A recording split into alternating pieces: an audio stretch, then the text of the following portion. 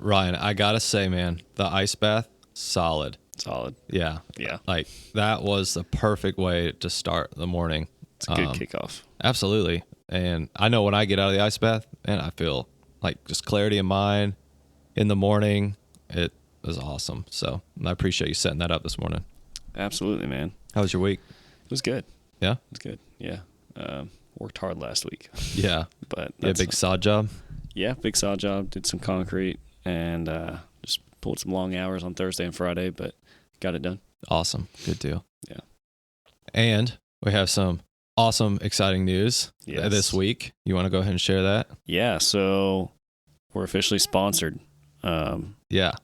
Pretty cool. Kind of surreal to even say it, man.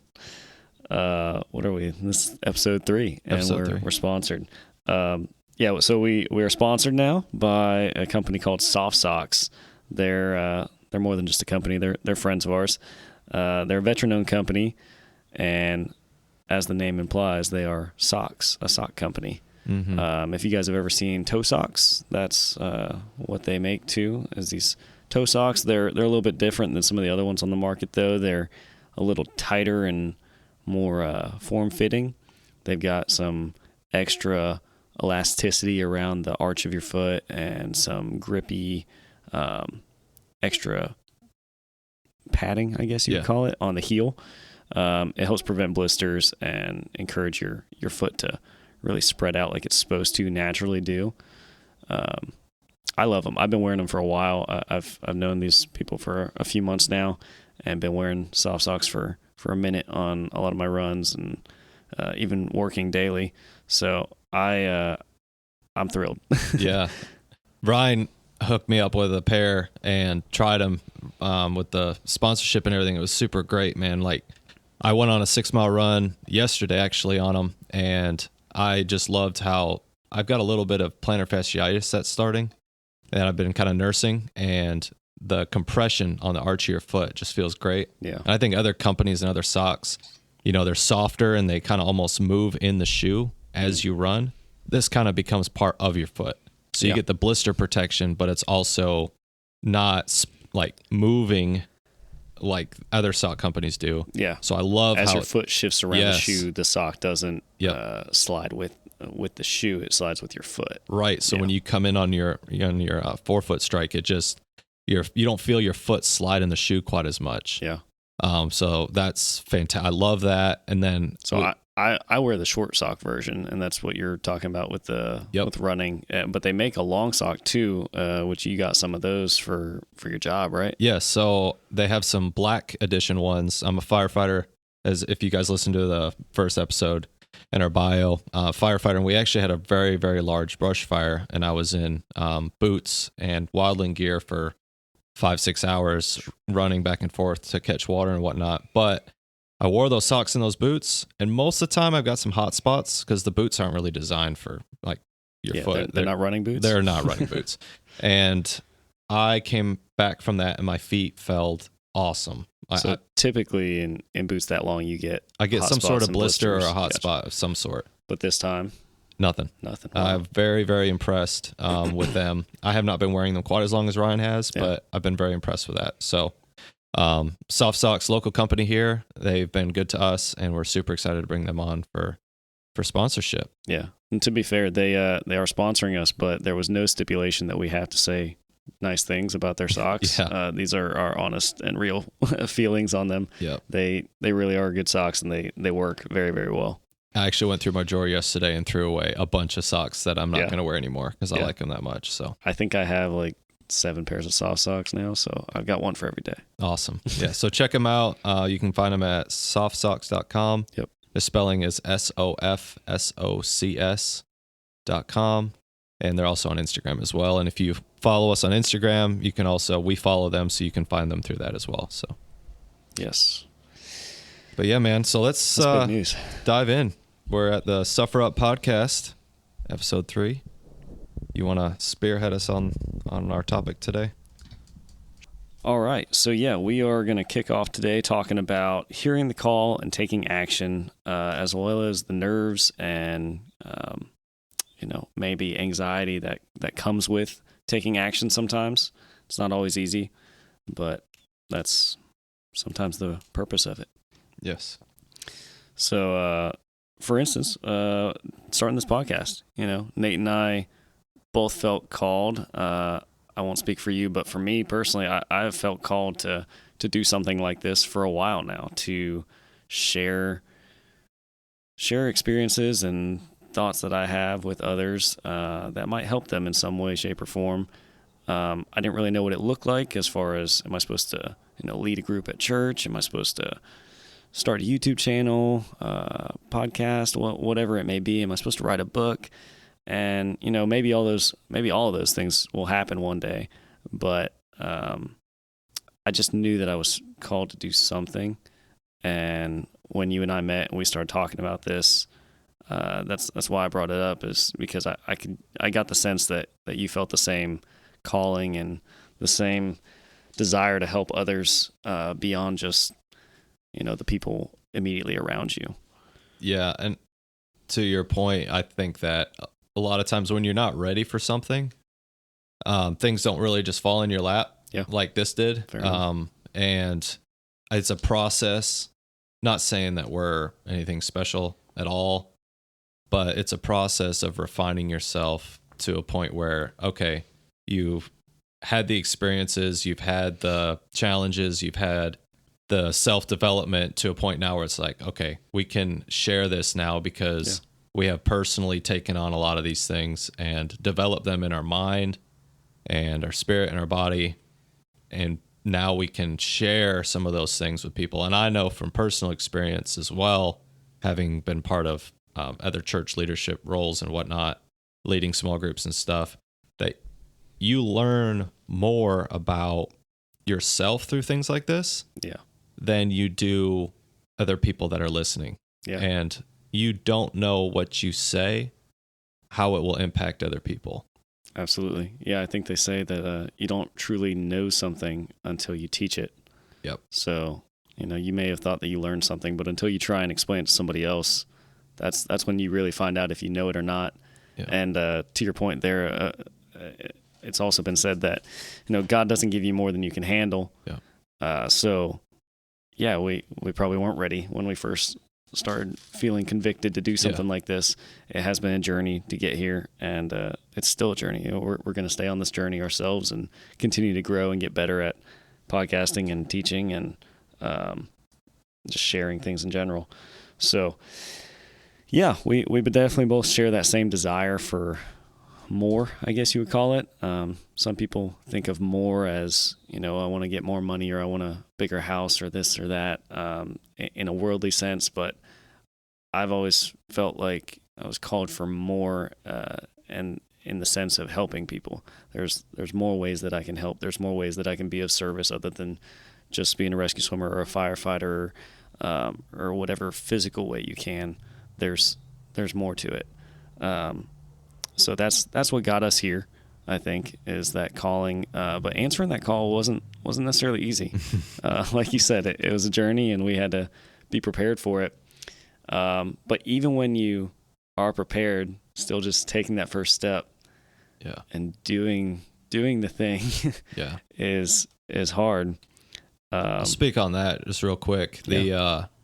When you feel compelled or led or directed or tugged or whatever word you want to insert there to make a step, whatever that step is, whether it be a job change, fitness journey, new business, whatever. I think a lot of times we can be overwhelmed by the thought of change. Mm-hmm. Change can be a good thing. And there's a quote in the fire service of like, firemen don't like the way things are, and they also don't like change. And that is so true. We could be complaining about something that we don't like. Well, then change comes down the pipe, and then we're immediately complaining about it. Yeah. Well, that isn't really how we should be. But if you take each step, one step at a time, for like recently in my life was the move from, I was a firefighter for several years just outside Atlanta. And I felt led to step out of that organization, as tough as that sounds. And it was just that baby step of being able to make that transition. And it just started with a tiny step in that direction. until each step made sense. And then once that step progressed, it was like, okay, this makes complete sense. Yeah, I agree, man. I think people's biggest fear with that is the fear itself, the fear of the unknown. Is this going to work out? Is it not going to work out? And people get kind of stalled on that fear. You know, they can just overanalyze it, I guess, and sit there and go, well, this could happen, or this, or if this, then that. And that really holds people back from doing something that they're called to do, or trying something new even.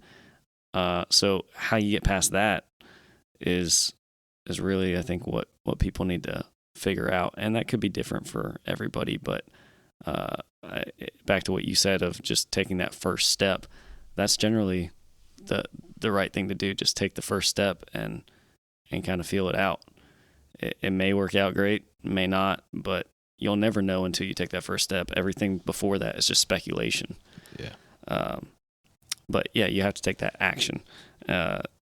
James 2:17 says, "In the same way, faith by itself, if it is not accompanied by action, is dead." Mm-hmm. And that's exactly true. That you can have all the faith in the world, but if you don't take the action on that faith, that there's nothing to it. Right. There's nothing more than a thought. Mm-hmm. So. Yeah, and obviously we want to be careful not to look at works in that regard. Like, our works does not bring us salvation.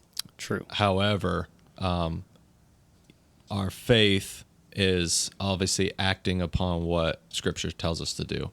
Yes. And so by taking those steps as outlined in the Bible, but also you can apply, and we do here at Suffer Up, apply the biblical principles to our lives and be able to take those steps each and every day. And it's a constant refining process, like we alluded to. It doesn't happen overnight. It's a constant struggle to seek that aspect of being the perfect human, which doesn't exist, right? But constantly refining our minds and our spirits and looking to Him for guidance. Yeah. And we seek that guidance through prayer, right? God's given us the ability to pray and be able to have that conversation with Him. Mm-hmm. But if we're not asking, and my wife has reminded me multiple times, when you go to make a big decision, big purchase, whatever, she'll say, "Have you prayed about it?" No, I haven't. And that's not right. Like, we need to be constantly praying and asking for guidance and help. And also the Bible does say that we should be seeking counsel. I mean, even Jesus was found sitting amongst the theologians, and Jesus as a man was seeking that. So all the more should we not also seek counsel. And I know that I reached out to my pastor back in Georgia, part of that church plant with Redeemer Community Church. And that, I called him up and said, "Hey, here's our mission for this. Here's where we're at. Please tell me if we're wrong, if we're off, is our mark off with what we're trying to portray here."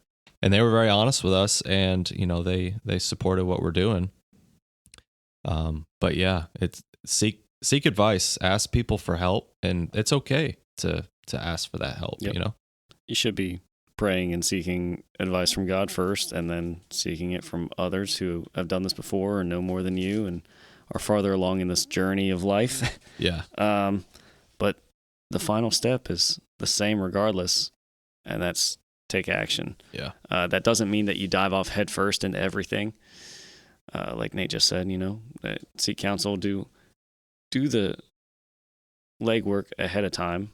Go through the process. If you're starting a business, you would create a business plan. You would, talk to people and just try and get that business plan as solid as you possibly can. But at some point, you got to actually launch the business and do some work. Yeah. I used to work with a guy who had a lot of ambitions and goals, and he would talk about all these things that he wanted to do, but just never take action on it. And it really just breaks my heart to see it happen, because it's like, you're watching somebody waste what they're given, all because of fear, of laziness, of you name it. The reasons are endless. The excuses are endless. But regardless, it's the same thing. It's a waste. You're clearly called to do something, or you're clearly called to start something, and you keep having these thoughts and talking about it, but then you do nothing.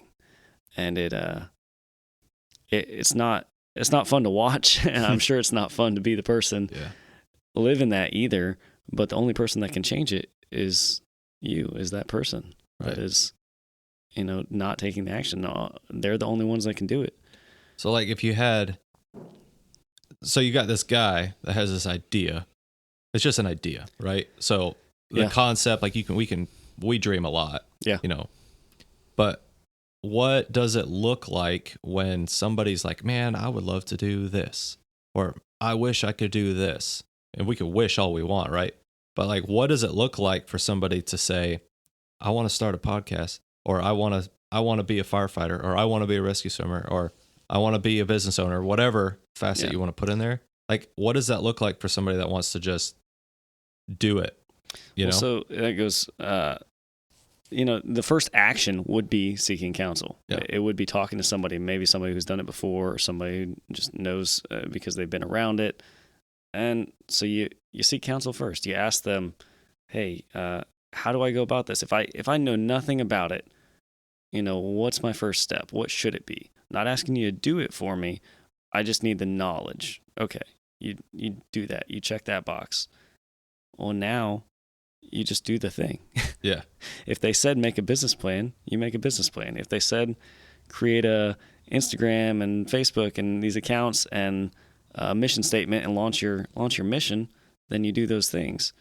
I don't really know what the hang up is, like the exact thing, because it could be so many things, but there's a hang up right there between knowing what to do and actually doing it.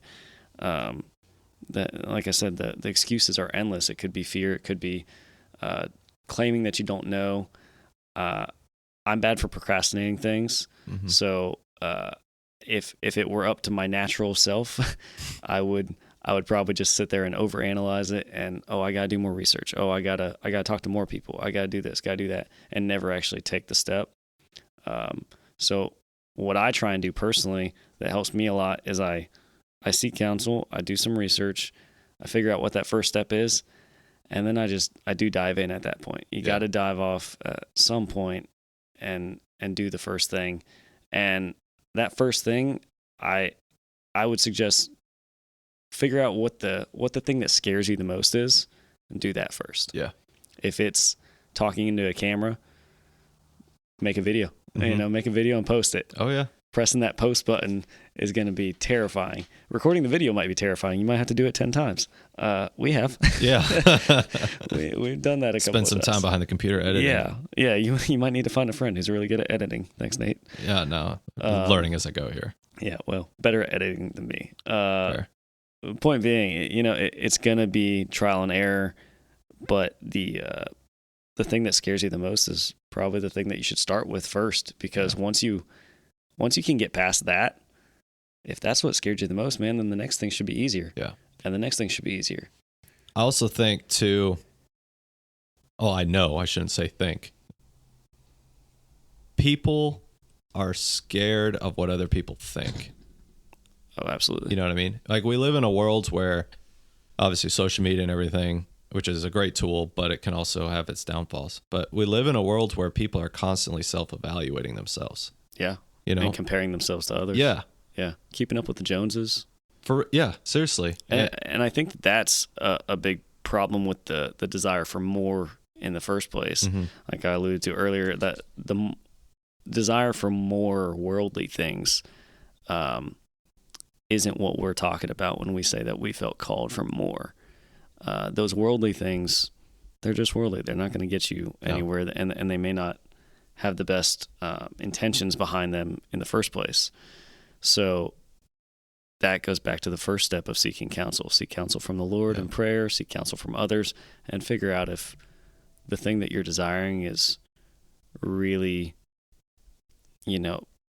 a calling or just a desire, a want. Yeah. Want versus needs. Mm-hmm. You know, that's a whole nother thing. Whole nother podcast. Yeah.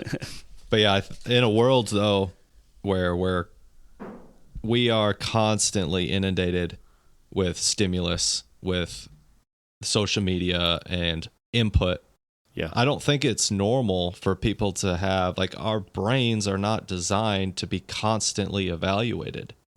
Like, you look back at people before the internet even came about or whatever, you know, they went to work, they did their thing, they did what they thought was right, and then they moved on. Yep. And it was a constant cause and effect.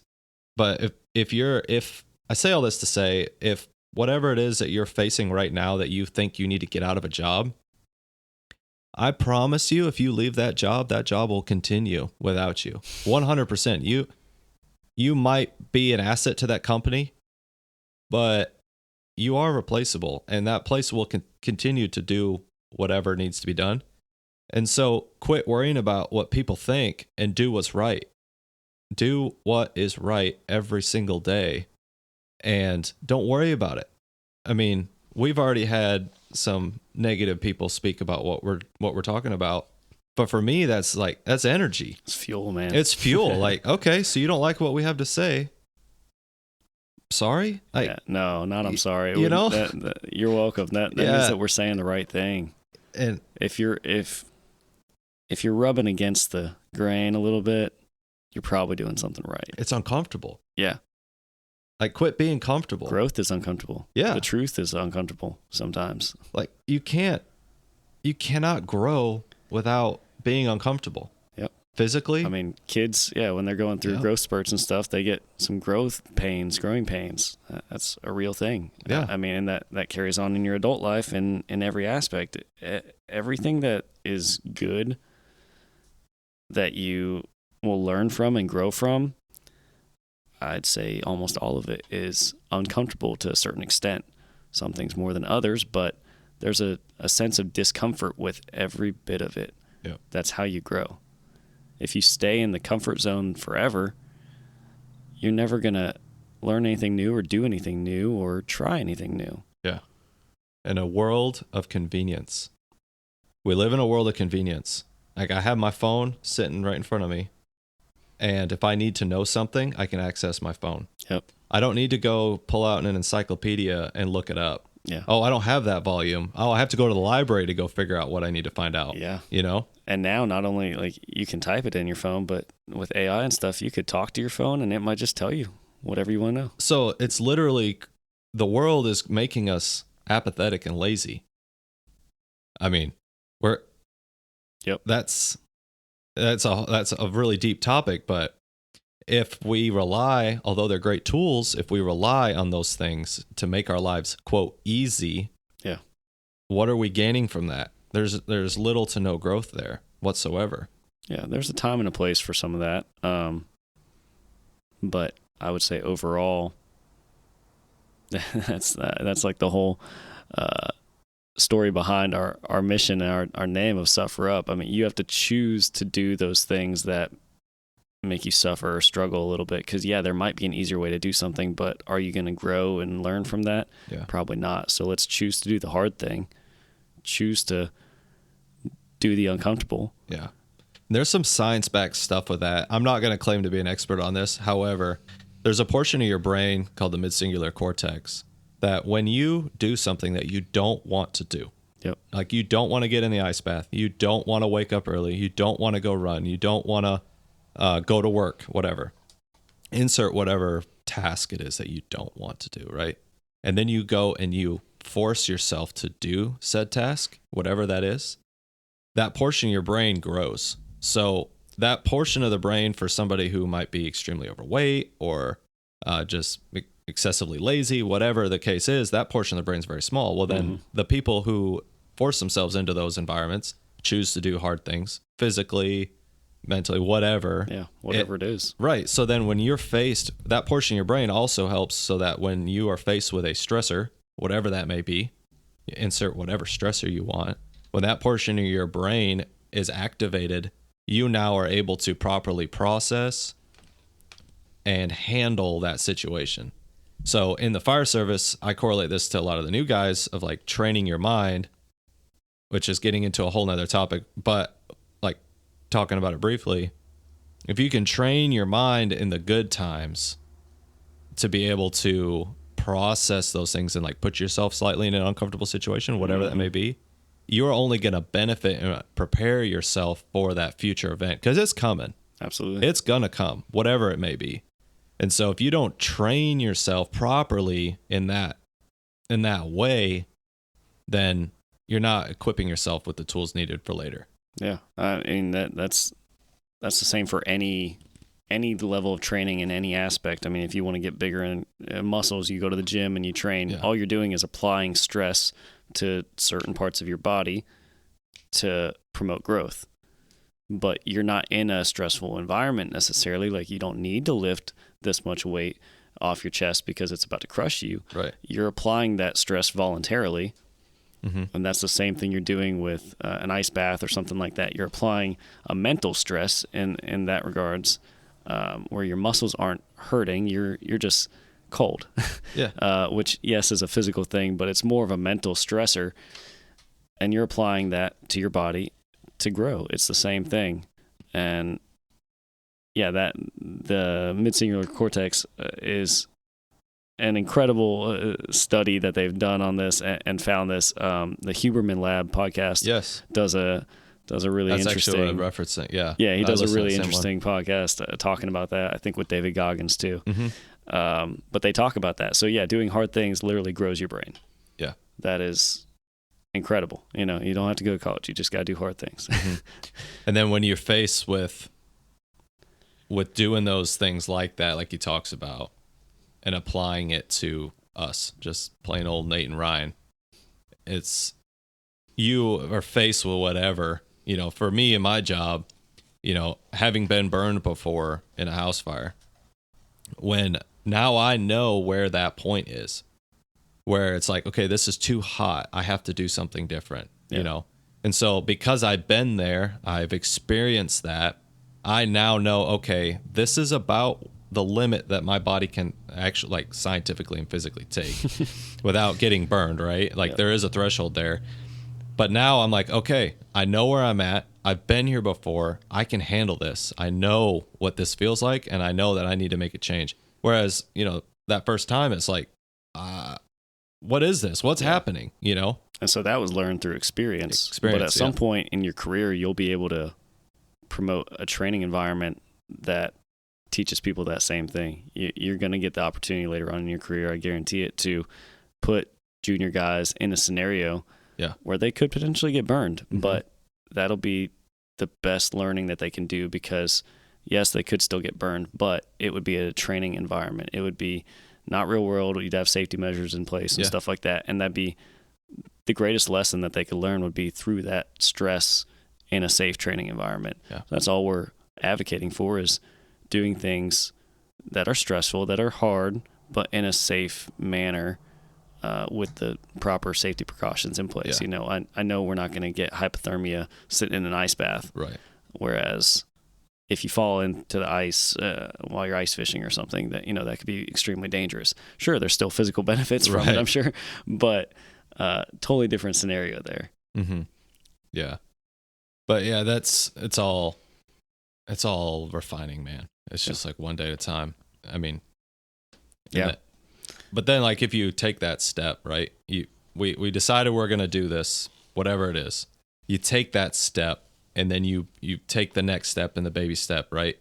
So there's oftentimes that phrase of crawl, walk, run. Yep. So that was a phrase that was commonly used in the Navy when I was in. Okay. So you crawl, walk, run. So you learn the basics first. Mm-hmm.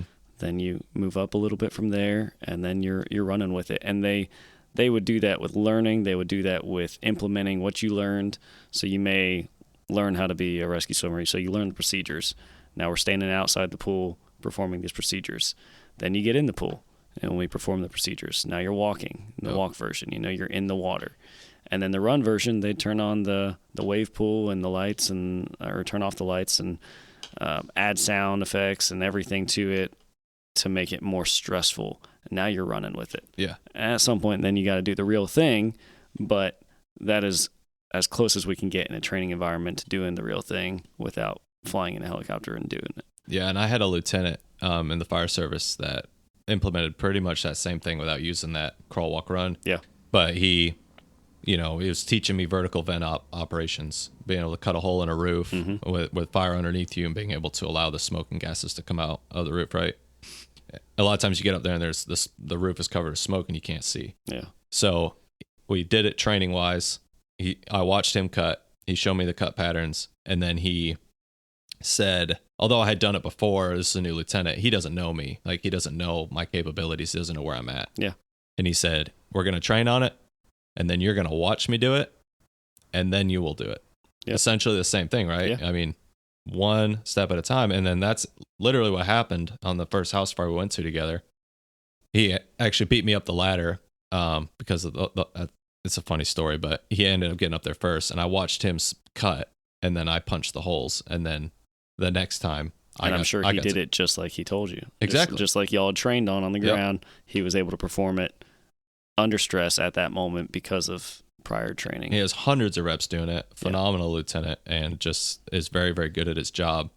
But he doesn't know me. I could speak all these things of all my experience and stuff, but actions will speak way louder than anything that I could say. Absolutely. If I don't show him that I'm capable of doing it in a stressful environment, then he has no reason to believe in me to do that. Yeah.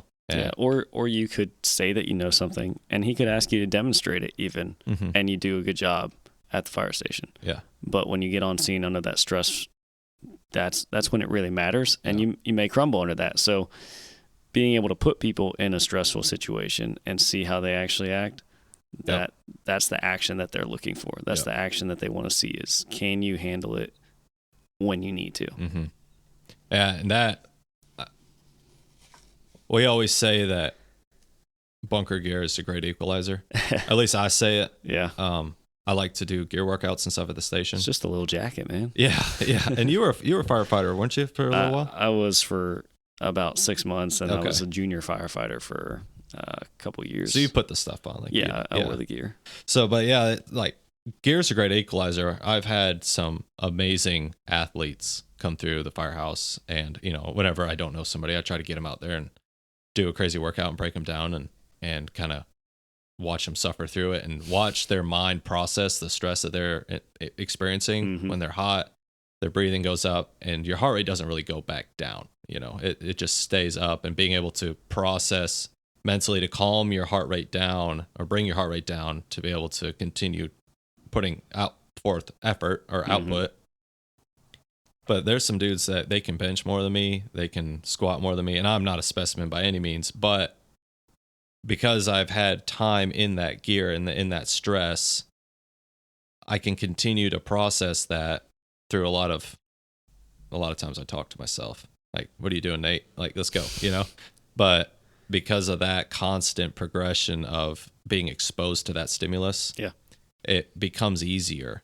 Yeah. And I'm able to then maybe go a little bit, but that person who hasn't spent any time in gear, he's now like, and then fails, and they take their stuff off, and I got a rule, you don't take your stuff off until you touch the truck. But they're like reaching a point of failure, but they're literally took the physicality of it, and they're relying on their physicalness. Like, they're physically fit, they know they can bench more than me, they know they can squat more than me, whatever. Well, it's a competition here. Yeah. Like, even though I'm extremely competitive, it is a competition in that he wants to outperform me, but I won't let that happen. Like, I'm not going to let him beat me. And if he does beat me, he might beat me at the speed, but how long are we going to go here? Like, I want to see endurance. Yes. I want to see that person get to a point where they look at me in the eyes and they have fear in their eyes.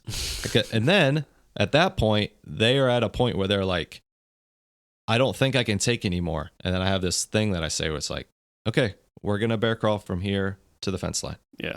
100 feet or so.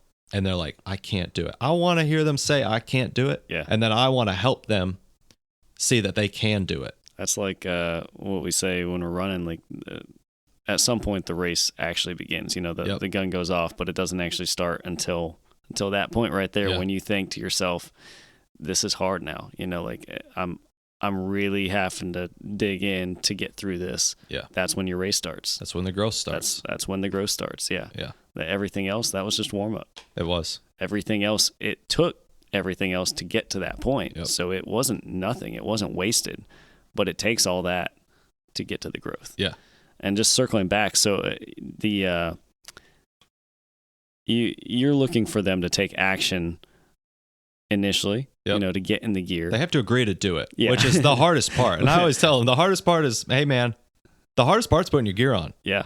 Like once you're in it, you've already committed. Like I'm not letting you take it off. Once so the you initial click in, action of jumping in and doing it, but at the same time, you're kind of teaching them and humbling them a little bit of, did you guys take the proper preparation, or did you just dive into something head first, not knowing what you're going to do? And you get them to that point where the growth will start, and then I don't want to say demanding, but you're demanding that they continue to take action after that point so that they actually see the growth. Right. They can't stop there. Mm-hmm. And none of that would be possible if they didn't take action in the first place. Like we just said, that's not wasted, but it requires that action up front. So my daughters love Frozen. Okay. And when Frozen 2 came out, of course we watched it, but this is a silly reference to make, but that's all right. But Anna sings a stinking silly song in that movie, but it's all about doing the next right thing. Yeah. And I reference that with my girls all the time. I'm like, hey, what's the next right thing to do? Mm-hmm. Be like Anna, do the next right thing, because that is often the only thing that we can do is just the next right thing. If you spill something on the floor, instead of standing there crying about it, fussing, making a big deal, what's the next right thing? Well, let's go get a paper towel and clean it up. Yeah. If it was milk, we can get more milk. Whatever it was, like we can overcome the next challenge after this, but right now it has to get cleaned up. Yeah. So let's not worry and fear about these things. Let's just do the next right thing. Yeah.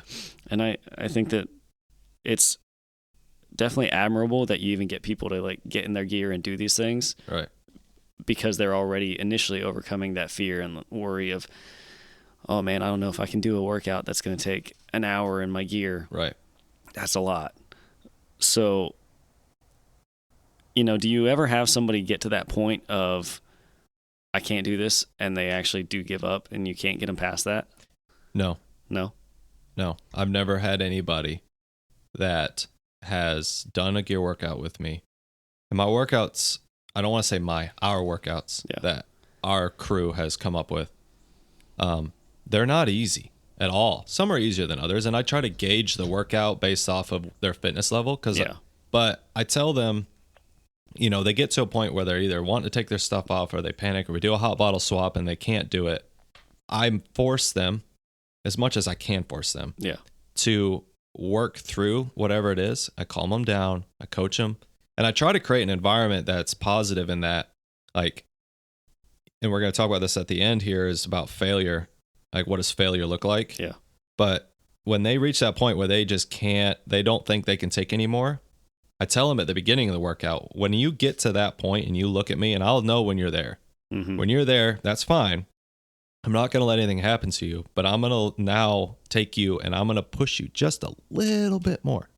It might be, and it's going to be tiered. It might be, okay, we have to walk around the firehouse. It's not hard to walk. Everybody can, well, not everybody can walk, but every firefighter should be able to walk. Can walk, yeah. So, God, I hope. we're just going to walk around the firehouse. And for some people, that is extremely difficult at the state that they're in. Yeah. But they're moving forward. So technically that would be a fail. Like, they fail the workout beyond that point. Right. They can no longer do the exercise that was required of them. Right. But you don't let it stop there. You force them to keep moving, keep doing something, so that it's not a total failure, so that they can see that, hey, you were capable of more. Right. Yeah. But to that, I don't see that as failure. Okay. So I have this workout in front of them, and they look at it and they're like, I don't think I can do that. Okay, cool. Well, we're going to go. Let's go. We're moving now. So we get out there and we do it. If they don't complete the workout, or they don't do all the reps, or they have to stop at round 3, whatever, yes, they did not complete that task. They did not complete it to its entirety, that workout. And all the workouts in the book I have completed. Yeah. And I have completed almost all of them in gear.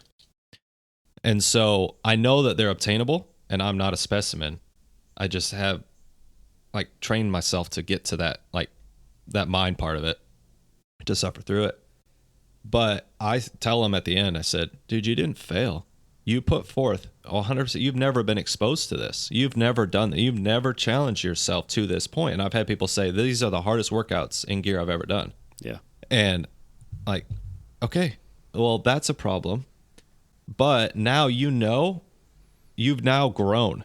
You have now pushed past. And the goal at the end of the workout is I want them to know that they have pushed past a little bit past their predisposed threshold of, okay, I normally can operate right here. I get done with one bottle. I'm done. Grown.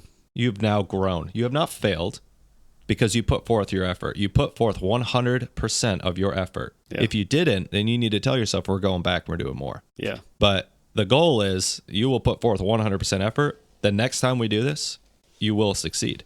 And I'll use an example. I have one that's called the Gator March, and it's a 20 foot by 20 foot square. And you do Spider-Man push-ups, walking lunges, bear crawl, and burpee steps. It's hard to jump in gear, and I want to protect knees. Yeah. So you do a burpee step, and you do 11 rounds of it. And when you get to the home plate, you have to take a washer and put it on a bolt. Well, a guy that I was doing it with, he got done at 8 rounds and stripped his gear, and I made him do another task. He was beating himself up. I said, man, you didn't fail, dude. You've never done something this hard before. We're going to do it again next week. Came back. He got to 10 rounds and quit on me. And I asked him, I said, are you sure you're done? He said, yep, I'm done. I said, all right, cool. Go do this task. And then you're done. Okay, cool. So he did that. And then he beat himself up again. I said, all right, man, that's all right. I've been trying to do this whole workout on one single bottle. Why do you think he's beating himself up? Because he feels he's comparing himself. What do you think? Because he thinks he failed. Yeah. Ultimately. And so I disagree with you on this point, which is why I was letting you talk on it, because I was curious as to your whole view on it. But I think there is such a thing as failure, and I think that it's a good and valuable tool. Sure. I feel like you're looking at it the same way that I look at it, but I call it what it is, and sure. A failure is a failure. And he's beating himself up because he knows that he failed. True. You can still grow from the failure, but failure is a real thing. When I was in rescue swimmer school, at the end of rescue swimmer school, you have to do a multi-scenario, which just means that you're doing that run version of all our stuff at once, and there's multiple survivors in the water. You have to triage them and treat them and get them out of the water as required. You get one chance at it. If you fail, you get one redo, and you get an hour or something in between, however long it takes for the rest of the people to go through, basically. You get a little bit of time in between, and then you get back in the water, and that is your one and only redo. If you don't make that, you are not a rescue swimmer. Yeah. You fail for good. Yeah. Well, my first multi that I did, I failed. Okay. I failed. Did I grow from it? Yes. Like, did I realize what I messed up on and learn from that? Yes. But I failed it, man. I failed my first multi by one thing that I didn't do, or I did in the wrong order. There's an order to things for a reason, for safety reasons. You could kill somebody if you do the wrong thing out of order. So I did one thing and messed it up, and went through the whole rest of the scenario knowing that I had messed that up, knowing that was enough to fail me, just hoping in the back of my mind that the instructor didn't see. But in reality, he did, and it's a good thing that he did, because that means he's doing his job, and he's not letting some hack of a guy go through the rescue swimmer program who doesn't actually know his steps. So he did see, and that was a good thing. It was a good thing that I failed, because it meant that their processes and procedures were adequate, that they're letting skilled and qualified individuals complete this. They're not letting somebody who skips a step or messes up a step. They're not letting you just fly by. No. And it was good for me to know that, like, I messed up and I failed something, and I had whatever that amount of time was, an hour or 2 hours between my failure and my retest, that I had to grow a lot in that amount of time. You have to get over the fact that you failed and get over like your pride part of it and go, what's done is done. It's time to move on. What's the next right thing to do? Right. And so I studied my procedures again, practiced them in the room with the other couple guys that failed, and we're just doing things on dry land, trying to work on that crawl, walk, run. Mm-hmm.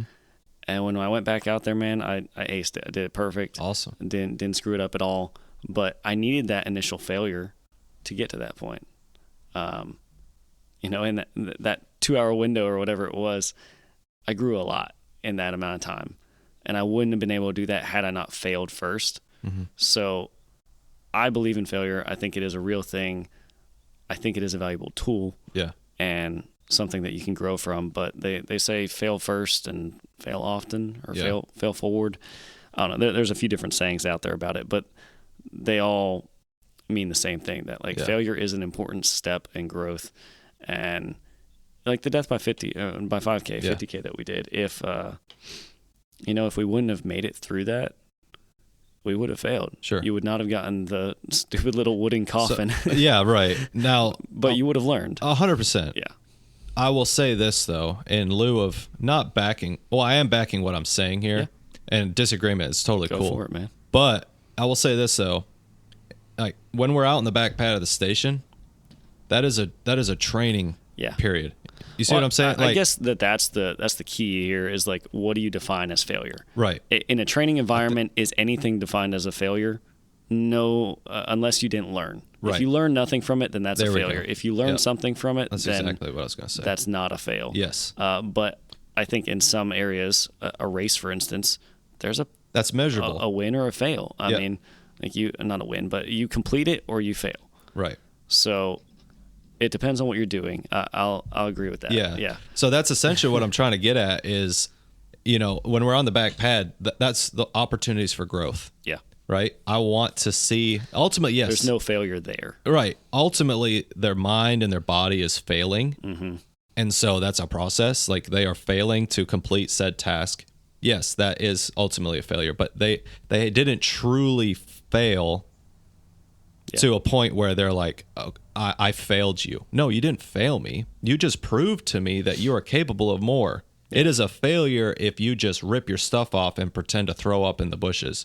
To me, that is 100% a failure. But if it's measurable, and so like I always joke at the firehouse and I'll say, are you ready for game day? Well, game day is that structure fire, right? That's measurable. That's so a pass or fail. If I did not prepare myself or equip myself with the tools I need on somebody's worst day, on the worst fire of your career, if I did not prepare myself for that, I have now failed. Yeah. 100%, because I did not prepare for that.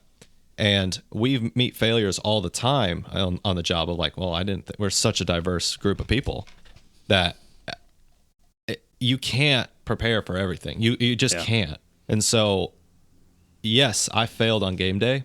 Okay, now I'm going to have to lick my wounds and I'm going to have to go like what you were talking about. But when we're on the back pad and we're trying to grow, that's an opportunity for me to look at the other firefighter and be like, okay, he's getting tired. I have to either build him up or I have to help him. And so that it's a big, deep topic. Yeah. Well, I think two important things from that are, one, that you establish that up front and early and say, hey guys, this is a training environment. There are no failures here. Yeah.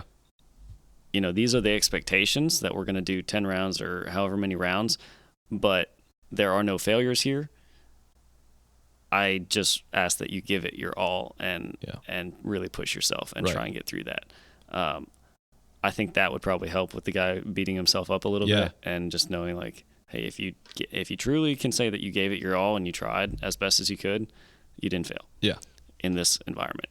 I'm glad we brought that full circle. But I think that you also need in a job or an area of life or whatever it may be where there isn't room for failure, which I would say like on a real life rescue or in a real house fire, there's no room for true failure. No. If you fail, somebody's probably going to die. Yeah. So in an area like that, I think that there needs to be an in-between from the training where there's no such thing as failure to the fire where there can't be failure or lives are at stake. I think you need that middle ground, that rite of passage of sorts, or that true qualifying test that people can do and measure and say you passed or failed. Which, I mean, all of you guys have made it through a fire academy of some sort, which those are measurable tests, which you had to pass to become a firefighter. So that is kind of, in this case, that is what I'm talking about. But you have to have that too, where nobody was going to die because you didn't make it through a fire academy. Yeah, right. But you could pass or fail. Mm-hmm. And you have to go through that. You have to prove to yourself that you can do that. You have to prove to others that you are capable and can do this. So I think it's important that you have those three things. You have a training environment where you can't fail. You have a true test where it is pass or fail. And then you have the real deal where maybe you can't fail. And it's a constant honing. Constant. Same thing for rescue swimmer. What I'm getting at with that is I don't think that the fire academy or rescue swimmer school is enough to be like that. That'd be the end all be all. I think you need to constantly be training. I think there needs to be, which most places have, like an annual test or some kind of evaluation that is X amount of months after each other. And you need something like that where it's a pass or fail. You can either keep doing this job or you're no longer going to do this job. Right. You need that. Mm-hmm. Because game day comes and you can't fail. Just set the standard and hold the standard. Absolutely. Yeah. So what do you think that looks like outside of a life or death scenario like that, like starting a business? Like somebody's got the inclination to start a business. How do we translate that stuff that we just talked about to starting a business? I think with anything that we're doing in normal everyday life, you're going to face hurdles and obstacles. And so if you're not progressing yourself and kind of just like when you walk through sawgrass, right? When you walk through sawgrass, you got to push it back. Sawgrass in this analogy would be the obstacles or the hurdles or whatever, but you're constantly pushing forward and seeing that little bit just in front of you. Don't have an overall goal or an overall vision. I think that dreaming is a good thing. But if you can see the flag at the finish line. Yeah, you can see the flag, right? But if you aren't pushing that sawgrass back just enough to see what you're footing just in front of you, then you're going to be overwhelmed with the sawgrass and where you're at. Because, sawgrass is super tall. If you ever walk through sawgrass, it's like, man, this is overwhelming. But then as you constantly pushing back all those things and looking at the next step, I actually have written down is minute by minute, day by day, week by week.